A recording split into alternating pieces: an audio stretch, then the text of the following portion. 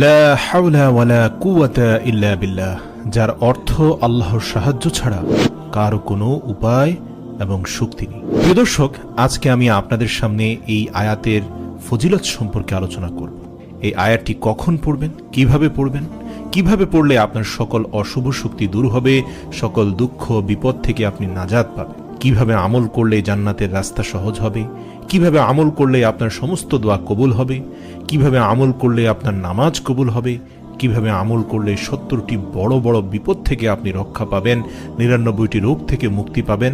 হাদিস শরীফের আলোকে আজ আমি এই সহজ জিকিরের বিশাল ফজিলত আপনাদের সামনে তুলে ধরার চেষ্টা করব ইনশাআল্লাহ।